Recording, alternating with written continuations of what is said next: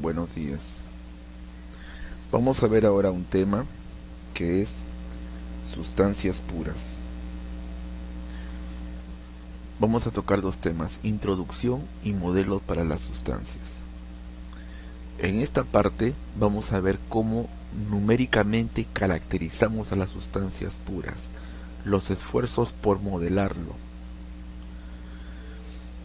Partimos de la superficie, presión, volumen, temperatura, donde en esta oportunidad vemos acá el líquido, que se encontraría aquí, una región de líquido, acá, una región de gas, acá, y la región mezcla, líquido-vapor. Ahora lo que vamos a ver en estas regiones son los métodos para poder determinar en qué punto estamos y en qué condiciones se encontraría una sustancia cualquiera. Bueno, las más comunes como el agua, el refrigerante y algunas sustancias, ejemplo que vamos a hacer en este curso. Entonces, vamos aquí a trabajar con funciones, es decir, la función presión, tenemos la función volumen y la función temperatura. Basado en estas tres se van a crear funciones más complejas para determinar los tres tipos de energías que van a ser derivadas de estas tres variables fundamentales. Estamos hablando de la entalpía, estamos hablando de la entropía y estamos hablando de la energía interna, que va a estar función de estos, por lo menos de dos de ellos, ¿no? Presión volumen, volumen temperatura o presión temperatura. Y las posibles relaciones entre ellos, entalpía, entropía, por ejemplo, ¿no? Y vamos a ver ahora modelos de sustancia. Si vamos a ver aquí, vamos a ver algunas posibilidades de cálculo. Una de ellas es utilizando las tablas de vapor. Y vamos a ver si es que, dadas esas condiciones, en qué región se encuentra. O sea, si es vapor, si es gas, si es mezcla o si es líquido, utilizando las tablas o utilizando ecuaciones. Pero las zonas más comunes son estas zonas de acá, que son las zonas de el gas ideal, donde prácticamente aquí va a regir la ecuación y el modelo de predicción ideal, es decir, el pavita ratón, presión, volumen constante. La zona líquida, que son prácticamente a volumen constante, y la zona bifásica o la zona de saturación o el domo de saturación. Por eso es que en nuestros modelos, en nuestras tablas, tenemos tres tipos de tablas: la tabla del líquido comprimido subenfriado, la tabla de saturación, acá la tabla del líquido o subenfriado, la tabla de saturación y la tabla del vapor sobrecalentado, que bueno, va a haber una región de idealidad. Vamos a ver los métodos generales para determinar. Primero son las medidas experimentales.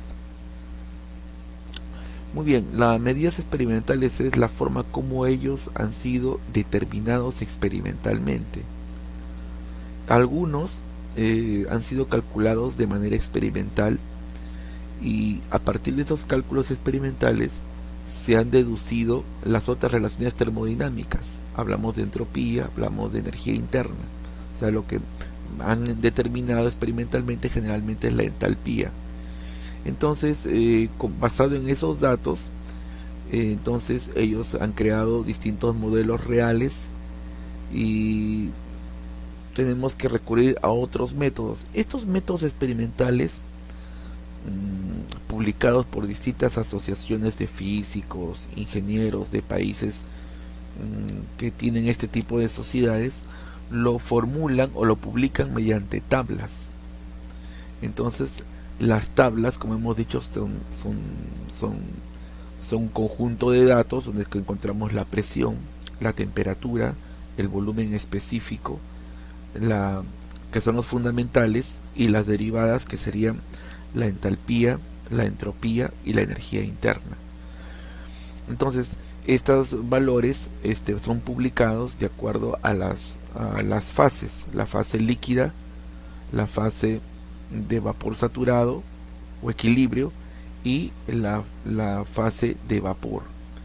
Y dentro de esa tabla se tiene que hacer, bueno, ciertas interpolaciones para llegar a un punto dado, porque solamente tiene un criterio de paso, es decir, vienen de 5 en 5, 5 Celsius, 10, 15, 20, 25, o viene a partir de la presión, 5 kilopascales, 10 kilopascales, 15 kilopascales, 20 kilopascales y así. Pero para 12 kilopascales tenemos que hacer unas búsquedas específicas. Entonces uno es nosotros mismos determinándolo, bueno, lo hacen generalmente las sociedades especializadas, recurrir a tablas para tratar de investigar la zona donde está en las condiciones que vamos a analizar.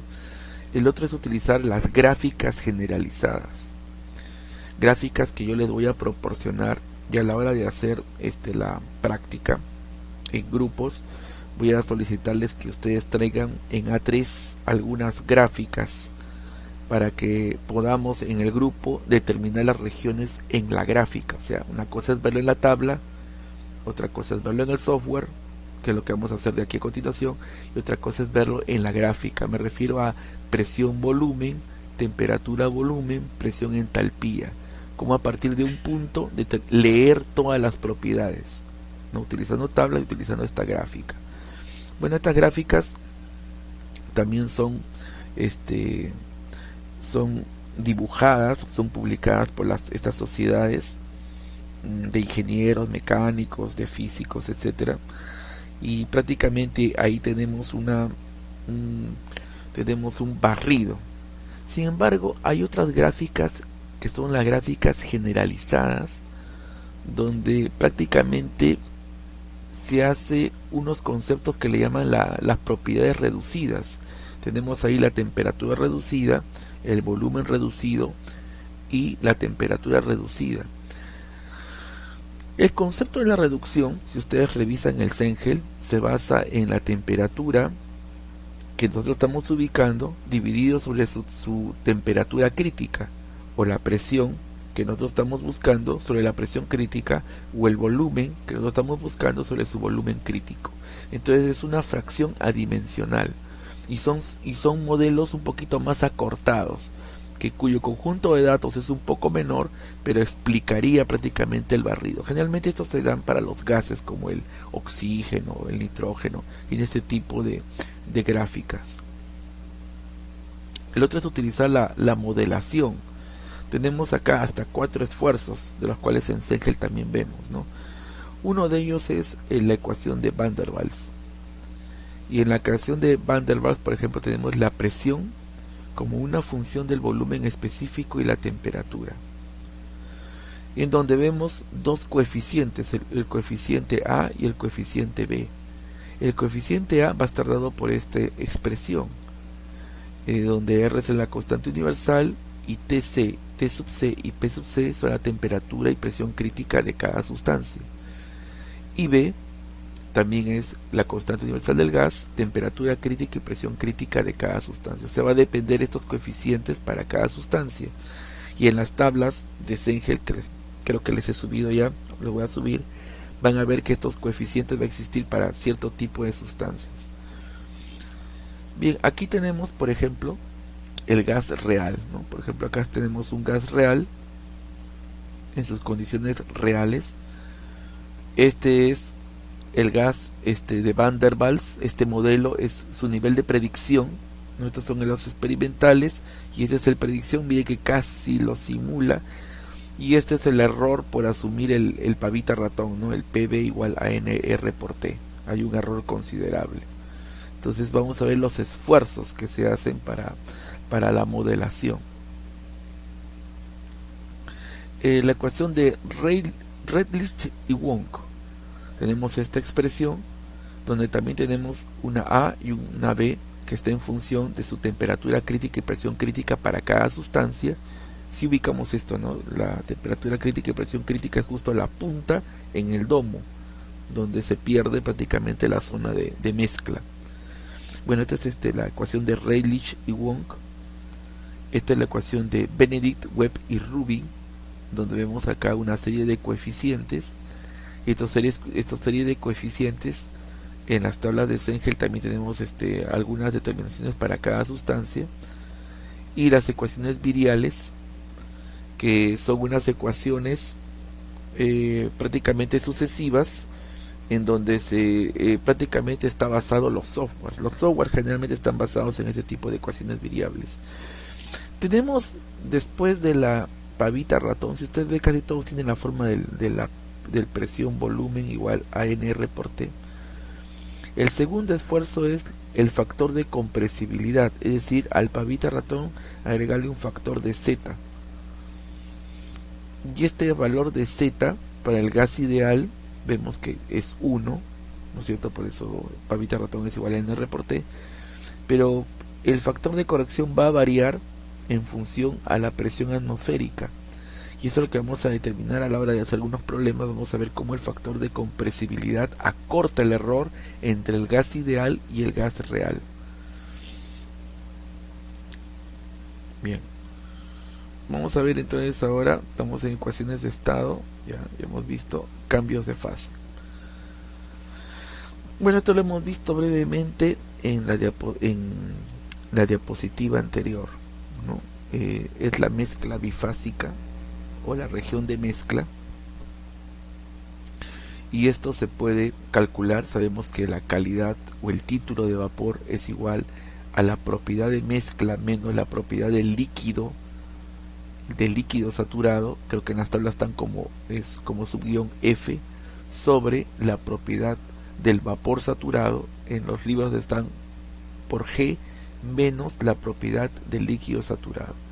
Recordemos que G es para el líquido saturado, y G no significa gas, significa el apellido del científico que lo determinó. Y el líquido saturado es F en este extremo, pero no es el líquido, DL de líquidos, está asignado por la letra F, que también es el apellido del científico que lo determinó.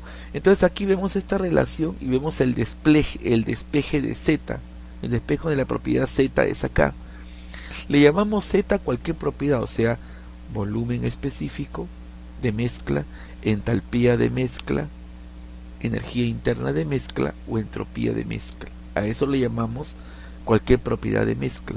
Entonces tenemos acá que determinar sabiendo la calidad del mismo y las regiones de líquido y vapor saturado, que se puede determinar en las tablas.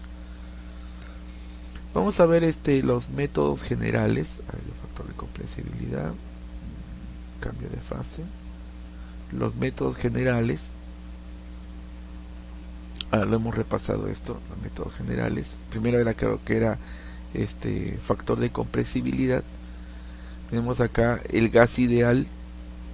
Tenemos el experimento de Joule, ¿no? Joule confinó en un tanque perfectamente aislado un gas y lo liberó, experimentándose un proceso de estado inicial con presión, volumen inicial a temperatura constante, presión final, volumen final y temperatura constante.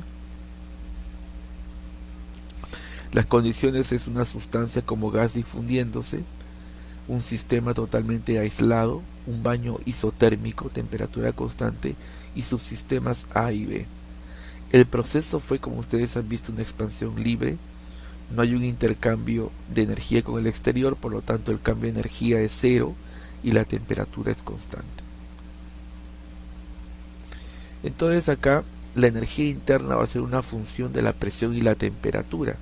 Acá está la variación de la presión y la variación de la temperatura con sus correcciones. Cambio de energía con respecto a la presión, cambio de energía con respecto a la temperatura en condiciones de temperatura y presión constantes. O también la energía interna va a ser igual como una función del volumen y la temperatura. El cambio de energía interna es igual al cambio del volumen con respecto a la temperatura. Y el proceso por expansión, la temperatura es constante, por lo tanto su cambio de temperatura es cero.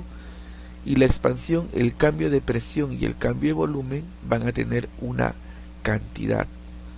Entonces, de acuerdo a esto, vamos a ver, y la ley de Joule nos dice que los estados termodinámicos distintos de un gas ideal con igual temperatura tendrá una energía interna igual, es decir, que la energía interna en función de la temperatura para cualquier gas ideal van a ser iguales, de acuerdo a esto, ¿no? Eso se da de acuerdo al experimento de Joule, de manera que el gas ideal va a tener las siguientes características. Un gas ideal, que es la primera suposición del pavita ratón, tiene moléculas puntuales, sus choques son elásticos y no tiene interacciones moleculares, es decir, son puro movimiento, teoría cinética. Su rango de aplicación, generalmente estamos hablando que hay una fase que es vapor sobrecalentado, que le llaman gas real, pero va a haber una zona muy caliente en el cual el gas real y el gas ideal prácticamente tendrían el mismo comportamiento, y eso se cumple mediante estas hipótesis. Para eso se asume que el coeficiente de compresibilidad va a ser igual a 1, es decir, la ecuación del pavita ratón va a ser aplicable. Por ejemplo, para el aire. En el caso del aire, siendo ya un gas por encima de la zona crítica, perfectamente se puede ajustar el pavita ratón, o sea, es decir, el gas real y el gas ideal son similares. La ecuación, a ver acá. La ecuación térmica de estado entonces va a ser presión por volumen es igual a R por T, o presión por volumen es igual al número de moles por la constante universal de los gases por su temperatura. Entonces, con esta ecuación perfectamente podríamos predecir sus propiedades de un gas ideal, que la energía interna está en función a la temperatura, que la entalpía es una función de la temperatura, que la energía interna perfectamente puede expresarse el cambio de energía interna como el calor específico a volumen constante en función de la temperatura por el cambio de la temperatura, y el cambio de la entalpía perfectamente se puede ajustar a un calor específico en función de la temperatura por diferencia de temperatura. Las entropías tendrían este mismo principio, pero esta derivación lo vamos a ver en la clase de la segunda ley de la termodinámica. Y los calores específicos, bueno, tienen esta forma que ya lo hemos repasado, ¿no? El gas perfecto, estamos en propiedades, el gas perfecto. En el gas perfecto, los calores específicos a presión constante y volumen constante son constantes, es decir, ya no varían con la función de la temperatura, ¿no? Por ejemplo, hay sustancias en donde el calor específico lo consideramos como una variación de la temperatura y en otros no. Esto es suponiendo un gas perfecto. Su expresión de la energía interna simplemente es la diferencia de energía es igual al calor específico a volumen constante por el cambio de la temperatura. La entalpía, la diferencia de entalpía, calor específico a presión constante por el cambio de la temperatura. Y las entropías van a ser esto. El calor específico para un proceso politrópico de índice n, recordemos que el proceso politrópico es una ruta alterna a las tradicionales, estamos hablando de isóbaras, estamos hablando de isócoras, estamos hablando de isotermas y adiabática, estamos hablando de una ruta distinta donde el índice politrópico va a estar definido por estos calores específicos.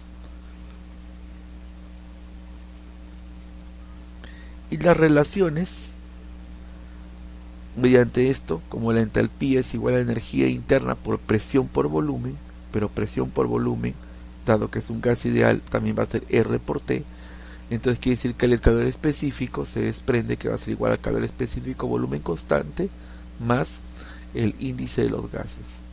El índice adiabático va a ser un cociente entre el calor específico a presión constante y el calor específico a volumen constante. Una sustancia incompresible ahora tiene una hipótesis. Una sustancia incompresible quiere decir que su volumen es constante, como la mayoría de los líquidos subenfriados. su entalpía, su energía interna es igual a una función de la temperatura, y el calor específico es casi constante. Por eso el calor específico del agua líquida generalmente es 4.8, ¿no? Es una constante. Pero ya cuando es gas, este calor específico es una función de la temperatura. Y las expresiones para cuando son las caídas, la diferencia de temperaturas bajos, bueno, tenemos acá lo siguiente, ¿no? La energía interna va a ser igual al calor específico por cambio de temperatura. El cambio de entalpía va a ser igual a la variación de energía interna más el volumen por el cambio de la presión. O el cambio de la entalpía es igual a C por el cambio de temperatura más volumen específico por el cambio de presión, en donde los calores específicos, presión y volumen constante siempre van a ser una constante.